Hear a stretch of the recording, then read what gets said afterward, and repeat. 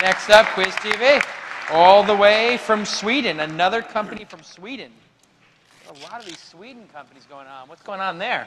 What's the Sweden connection, Jason? I don't know. All right. Hey, everyone. My name is Martin Walfusz, and I'm the founder and CEO of Planeto from Sweden. I'm joined on stage by my co-founder and CTO, Magnus. Hey, Magnus.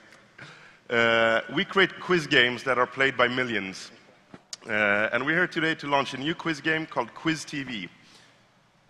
So this is Quiz TV, the webpage, and we're going to do a demo in a few seconds. So if you can all please bring up your mobile phones, and you're going to help us play. So Quiz TV is all about engaging a crowd at a venue or at a conference. You can have hundreds, even thousands of players all joining in. So now it literally takes seconds to start a new game. You just pick a game name and then click Start New Game. So if you can all bring up your mobile browsers, or if you're on a laptop, the Wi-Fi is a little sketchy here, so if you're on a laptop, please go to quiz.tv/launch. Quiz with a w.tv/launch.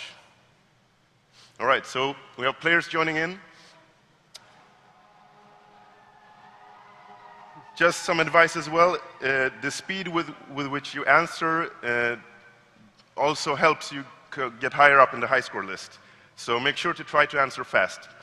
All right, you can keep joining in, and we'll start the show right now. So first question, ABBA lyrics. Knowing me, knowing, and what's the missing word? You, love, me, or God. Isn't that a nice picture of ABBA?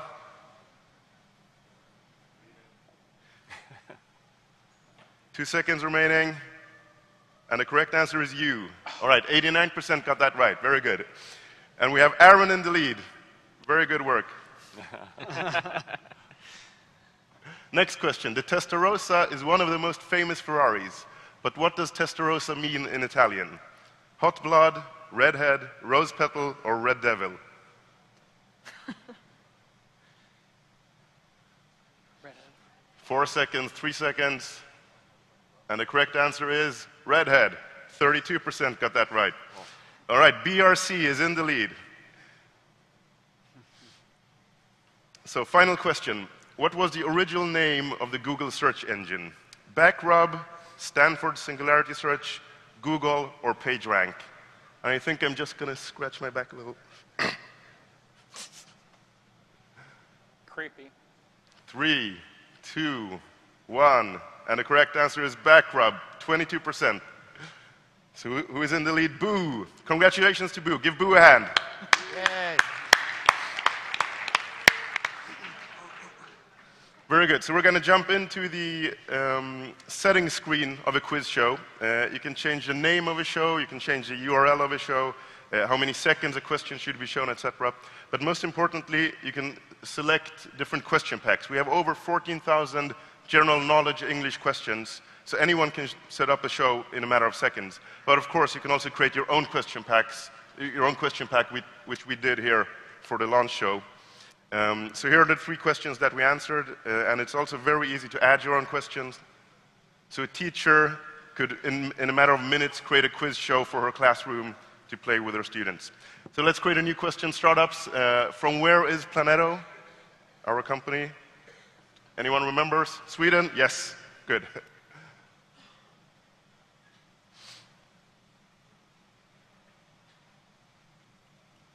All right, and the question is added to the question pack. So, Quiz TV can be used in a number of different ways, obviously at conferences or by teachers holding lectures, etc. We're also talking to the Swedish Hockey League about running this before hockey games, obviously questions about hockey. You can have it before concerts, etc.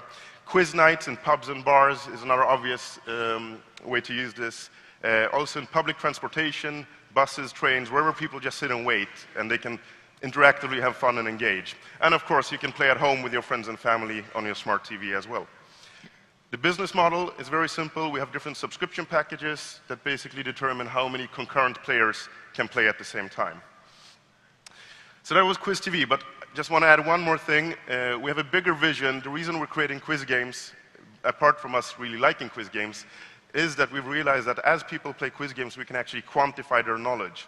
So what we're building is, on top of the social graph, we're building something that we call the personal knowledge graph, which basically shows the relationship between a person and that person's knowledge and expertise. So we've identified a number of ways that this data can be used. The most obvious one is probably knowledge-targeted advertising, but there are a bunch of other ways that this interesting data can be used. All right, so that was Quiz TV by Planeto. Thank you very much.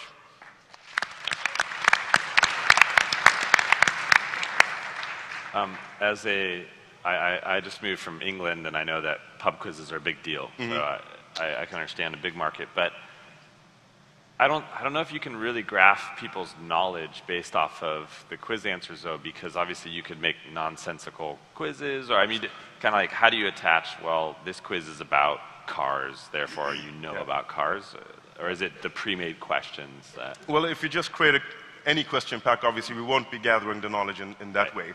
But building the knowledge graph is an opt-in thing the users do, and then we can send them specific questions that we actually can use to collect their knowledge. And are you gonna sell that data? You know. Yes. Yes. The idea is that the big vision for our company is to be sort of the repository of the knowledge graph, the knowledge profiles. So eventually we're gonna hopefully get in data from a lot of other quiz games. But I didn't see you ask for any authentication of who I am. I could have put a fake name in there. So how would that data be useful? Obviously, when you're building the knowledge profile, you will log in with Facebook or Twitter or etc. So there will be you will have an identity. Is there an asynchronous mode, or does it have to be synchronous? Quiz TV specifically? Yeah, I mean, questions and answers. If you want to build the library of people's knowledge and questions and answers, asynchronous may be a better way to do that. Absolutely. I mean, the idea is for us to have plenty of different quiz games that cater to different tastes and different people, but all of the sort of the common denominator will be to collect the data into the knowledge graph. There's a company called GoPollGo, which does real-time polls, similar. Yeah. But they show the results in real time as I vote. Is that something you're going to do, or are you going to let me change my vote? I tried to change one of my votes and it didn't let me do that. Well, we've seen companies like that, and sort of our approach with Quiz TV is that we think the entertainment approach is an easier way to get into the venues and into the conferences. And then if our users and customers request it, obviously adding a polling or survey module to this won't be that hard. And who pays for this? Is it the like American Idol, if they used it or something? Would they pay for it? Or? Yes, the venue basically, or the customer that wants to run a show pays a different amount depending on how many concurrent players. Cover that. Yeah. So where are you at in the life cycle of the company? You know, funding, size? Well, we launched a couple of years ago, and we've launched a couple of different quiz games. Most recently, Quizboard is another product we launched a couple of months ago, and it's really taken off in the Nordics. So we have almost 2 million users in the Nordics alone for that game. And Quiz TV is obviously a completely new product we're launching today. Cool. Okay. Are the leaderboards pervasive? Like if I was doing really good at the hockey game and then I play something at home or whatever, like does it all kind of add up where maybe it aggregates back to my social profile elsewhere? Or? Yeah, I mean, not currently. Currently it's just one-off per show, but we're going to add a lot of features. We have a really big feature list that we want to keep building on. Watch out for those. Yeah. Well, for your new quiz game, do you already have paying customers lined up? Or Sorry, coming in? For your, it seems like you do a lot of quiz games. Like for this one that you just demoed, do you have paying customers already lined up? Well, we're launching today, so we've just done a few beta tests, but we've talked to the Swedish Hockey League, and they're really interested. I mean, just big arena stadiums, basically, a lot of different venues. This is a way for them to, in a simple way, but still a powerful way to engage the audience. So you're mainly planning to target like the Nordic markets, or are you planning to go global?